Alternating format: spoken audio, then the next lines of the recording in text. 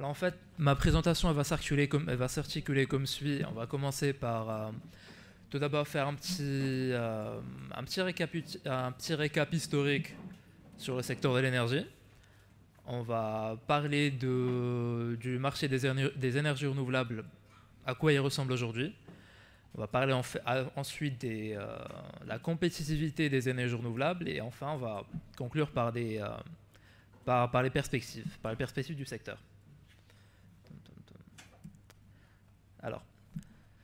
Alors, historiquement, si je vous demande à tous, quelle a été la première source d'énergie dans l'histoire de l'humanité? Qu'est-ce que vous allez me dire?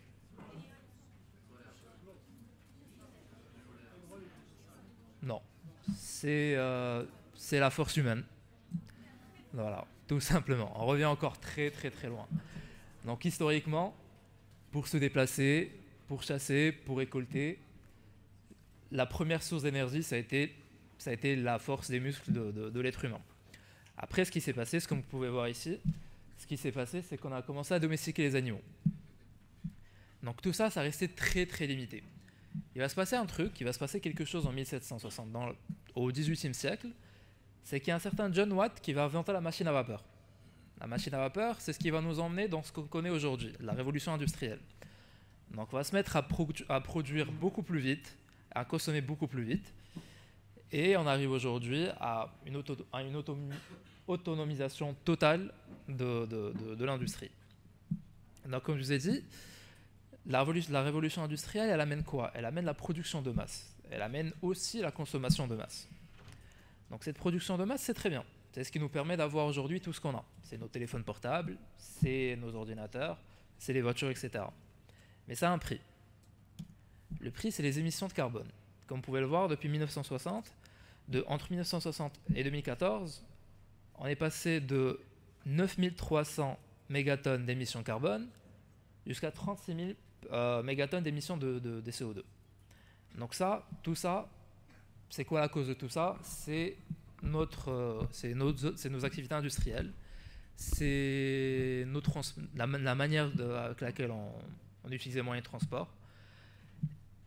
Et l'impact, il est évident. C'est ce que vous entendez tous les jours. C'est le changement climatique. Je vais pas trop m'y attarder. Je vais pas trop m'y attarder. On va en parler de manière beaucoup plus détaillée avec ma collègue. Mais en tout cas, ce qu'il faut savoir, c'est que regardez bien ce graphe. Pardon, 2 secondes. Regardez bien ce graphe. Tac, voilà. Donc ce graphe, en fait, il sert à quoi? Il sert à comparer la moyenne des températures entre 1950 et 1980 avec une période allant de 1880 jusqu'à 2016. Et qu'est-ce que vous voyez? Faites une ligne imaginaire ici. On va dire là, c'est la moitié. C'est que entre 1880 et 1940, les températures étaient plus ou moins normales par rapport à la moyenne. C'était des températures normales, c'est la température qu'on a connue pendant des milliers d'années. Entre 1960, ce que vous voyez là, c'est un décollage total des températures. Donc aujourd'hui, les températures connaissent une très très très très très grande augmentation. Et ça va avoir des impacts. Ça va avoir les impacts que vous allez voir cet après-midi.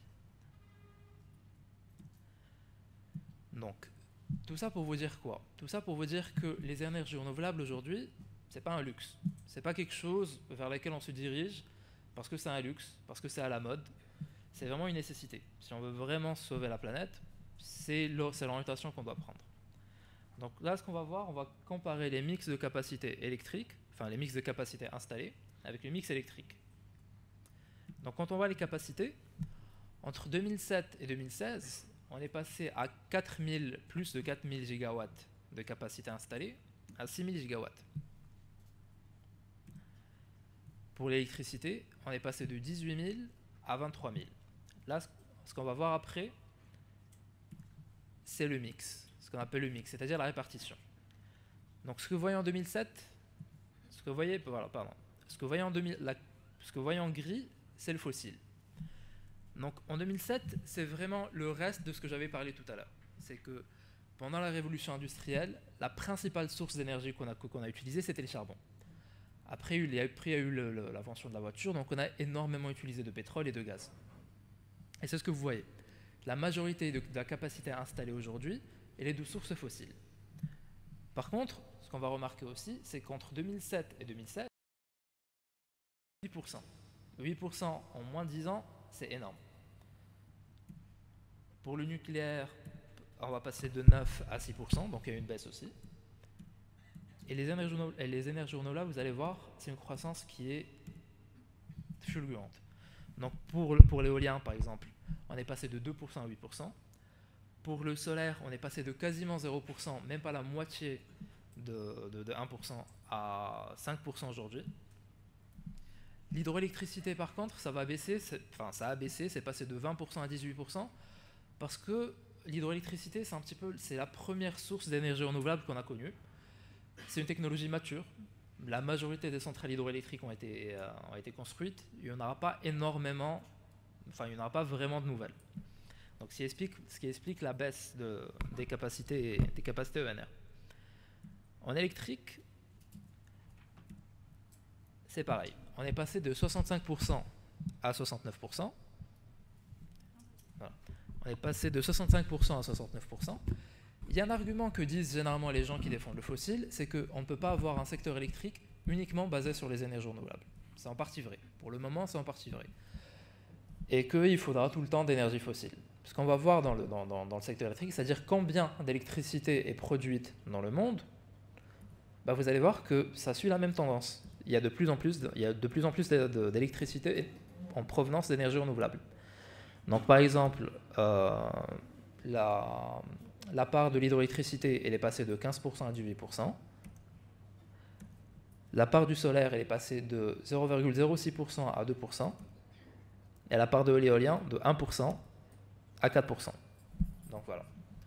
Donc pour récapituler un petit peu tout ce que je vous ai dit, c'est que les énergies renouvelables, c'est une nécessité aujourd'hui. On va y aller de plus en plus, ça va s'accélérer.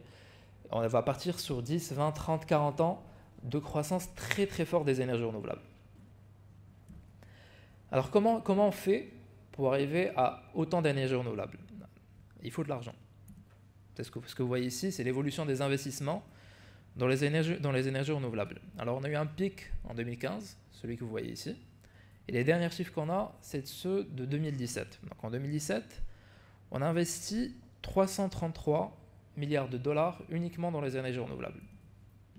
La moyenne depuis 2011, elle est de 312 milliards de dollars. Donc si vous voyez ici, vous allez remarquer quelque chose. C'est que entre 2004 et 2011, c'était classique. C'est plus investi d'argent et plus j'ai de capacité d'énergie renouvelable. À partir de 2011, il y aura une décorrélation qui va se passer. C'est-à-dire que même si, et vous pouvez le voir entre 2012 et 2013, même si j'investis moins, mes capacités continuent à augmenter. Là, ce que ça veut dire, c'est que c'est clair. Ce que ça veut dire, c'est qu'aujourd'hui, pour chaque dollar investi, on a encore plus de mégawatts ou de watts en contrepartie. Donc les énergies renouvelables sont de plus en plus rentables. L'argument qu'on avait il y a encore, je me souviens quand je venais de rejoindre Mazen il y a 5 ans, c'était les énergies renouvelables ne sont pas rentables. Il faut subventionner les énergies renouvelables. Aujourd'hui, ce n'est pas vrai.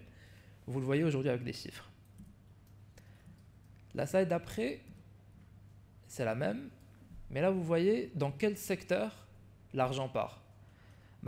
Traditionnellement, il partait dans l'éolien.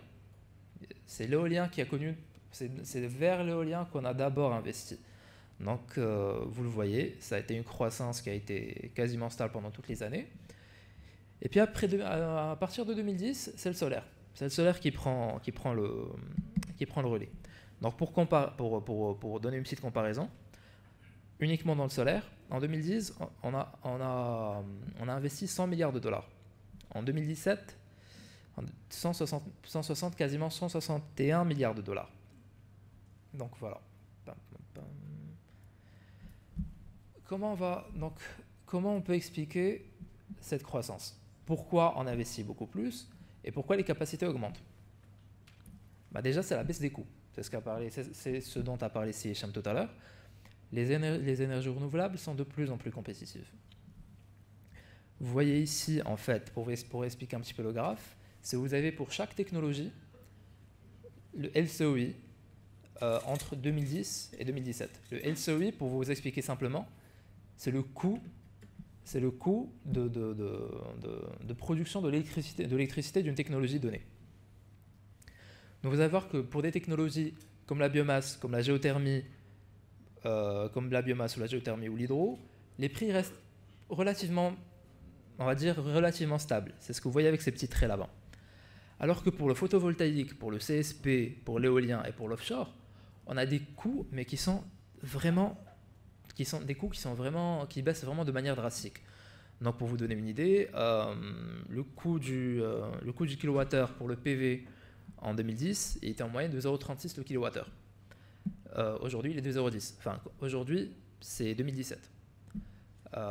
Pour vous donner une petite anecdote, moi, quand je venais d'arriver à Amazon et qu'on suivait justement le coût des énergies renouvelables, à chaque fois qu'il y avait un record de prix, c'était alerte générale, il fallait faire une étude dessus, il fallait expliquer pourquoi. Aujourd'hui, on ne prend même plus la peine. On ne prend même plus la peine d'expliquer. Des records, il y en a, on va dire facilement 5 voire 8 fois par an. Pour vous donner un exemple plus concret, dans le cas par exemple du PV, je me souviens quand je venais d'arriver à Amazon, la moyenne des prix du PV c'était dans les alentours de 12 $ le mégawattheure. Aujourd'hui c'est à 3. L'année dernière c'était 4-5. Donc vraiment c'est une baisse qui est continue. Et ce que vous voyez ici, je ne sais pas si vous arrivez à le voir ici, la bande que vous avez ici, c'est l'intervalle de coût des énergies fossiles. Et ce que vous voyez, c'est que le photovoltaïque, il est déjà compétitif avec le fossile. L'hydroélectrique, dans certains cas, il est beaucoup moins cher. L'éolien onshore, pareil. L'éolien offshore, le CSP, il y a encore du travail à faire, mais les coûts baissent, mais de manière drastique. Ce que vous a montré Hicham ce matin, c'est que le projet Noor en lui-même, il a permis justement de baisser, sur la technologie CSP en tout cas, il a permis de baisser le coût de la technologie. Donc, pendant des années, les projets Noor, ça a été la référence du CSP en matière de coût. Et ça l'est encore aujourd'hui. Donc, on a un deuxième point pour expliquer cette baisse de coût. Cette baisse de coût, on l'explique simplement. C'est que traditionnellement, il y avait un mécanisme qui a été créé principalement en Europe et en Chine.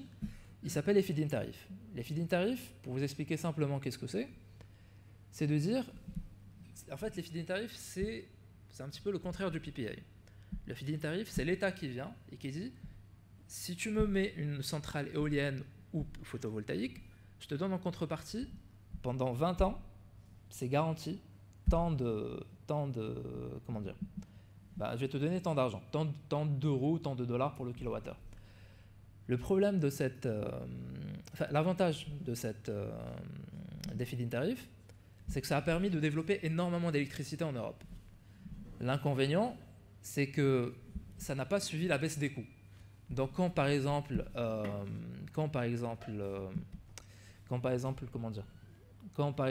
le coût de l'électricité solaire était de 5 $, l'État européen et l'État chinois continuent à donner 10-15 $. Donc c'était très rentable, c'était même trop rentable. On a passé à un deuxième mécanisme. C'est le mécanisme qu'utilise aujourd'hui Amazon, c'est celui des enchères. Les enchères, c'est autre chose.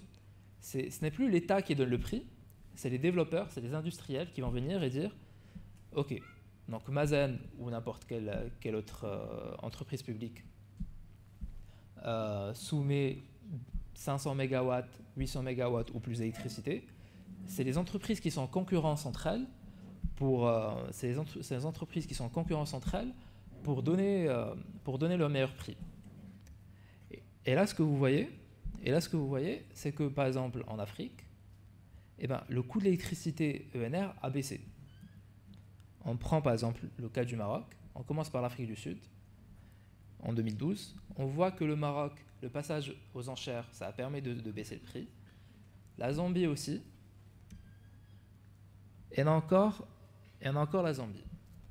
Aujourd'hui, pour vous donner un ordre de grandeur, quand je venais d'arriver à Amazon, le coût moyen d'électricité, c'est-à-dire des PPA, il était de 12 $ le mégawattheure. Je parle de photovoltaïque. Aujourd'hui, la moyenne, elle est de 5-6.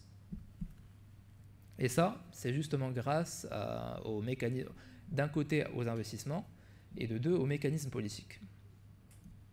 Donc maintenant, on va parler des perspectives. Pour les perspectives, j'ai choisi de me concentrer d'abord sur le solaire à 2040. Donc il y a deux sources de référence pour suivre les perspectives. On a l'Agence internationale de l'énergie et on a Bloomberg, BNF. Donc pour le solaire, pour l'IEA, il prévoit un passage de 304 gigawatts de capacité installée en 2016 à 2139 en 2040. Donc vous voyez que ça va être multiplié par... Ça va vraiment connaître une croissance très très forte. BNF sont encore plus optimistes. Pour eux, ça va passer de 324 à 2016 à 4560 en 2040. Et si on voit les mix électriques en 2040, en terawattheure, l'IEA dit que les énergies renouvelables vont représenter 40% du mix électrique mondial. Alors qu'aujourd'hui, il est même pas à 20%. Pour BNF, eux, ils sont encore beaucoup plus optimistes. Ils prévoient 60% d'électricité, des 60% d'énergie renouvelable dans la production d'électrique mondiale. Donc les principales sources futures de l'électricité, ça va être bien sûr l'hydroélectricité, ça va être le solaire et ça va être l'éolien. Et ça, quoi qu'il arrive, ça ne va pas changer. Donc il y a quelque chose. Donc en fait, il y a quelque chose qu'il faut expliquer. C'est que dans les prochaines années à venir, il y aura une tendance qui va arriver. C'est ce qu'on appelle l'électrification. Tout va être électrifié. Donc il faut comprendre quelque chose. C'est que je ne sais pas si vous êtes familier avec la notion de secteur dans l'électricité. Dans l'électricité, il y a plusieurs secteurs. Il y a le secteur de l'industrie, c'est-à-dire ceux qui consomment de l'électricité. On a l'industrie, on a le secteur commercial, on a le résidentiel, on a le transport. L'industrie et le transport, traditionnellement, ils ont toujours opposé sur le charbon et le fossile. Avec ce qu'on appelle l'électrification, c'est qu'en fait, même ces secteurs qui consomment énormément de fossiles vont passer à l'électricité. Et cette électricité, elle va venir majoritairement des énergies renouvelables. Donc pour vous donner un exemple encore plus concret, le transport. Le transport aujourd'hui, la quasi-totalité du parc automobile, c'est les voitures que vous voyez aujourd'hui, elles fonctionnent au diesel. Elles fonctionnent au diesel ou à l'essence. On commence à le voir au Maroc, mais ce n'est pas encore vraiment répandu. On commence à voir des voitures hybrides. Dans 10 ans, vous allez voir de plus en plus de voitures électriques, des voitures qui ne fonctionnent qu'à l'électricité. Elles ont une batterie, on les charge à l'électricité. Des pays comme la Chine, des pays comme la Norvège, comme la France, comme l'Angleterre, ils se sont engagés d'ici 2040 à ne plus avoir de voitures fossiles. Il n'y aura plus de voitures, les voitures qu'on connaît aujourd'hui, il n'y en aura plus qui vont circuler dans ces pays. Donc ça, il y aura une énorme demande d'électricité qui va arriver. C'est ce qui explique aussi cette évolution. Dans la climatisation, par exemple, dans des pays comme au Moyen-Orient, ils utilisent énormément d'électricité pour la climatisation. Vous savez, c'est des pays où en été, il fait minimum 45 degrés. Donc pour climatiser, ils utilisent énormément de gaz naturel et de pétrole. Donc pour vous donner un exemple, un pays comme Dubaï ou l'Arabie Saoudite, même ces pays qui consomment, qui dans l'économie reposent sur les énergies fossiles, ils sont en train de se détourner de ces fossiles. Et donc par exemple, pour vous donner l'exemple de Dubaï, ils ont un parc, ils veulent installer un parc uniquement de CSP de 1000 MW. Ils veulent avoir 10 000 MW, 10 gigawatts uniquement de solaire d'ici 2030.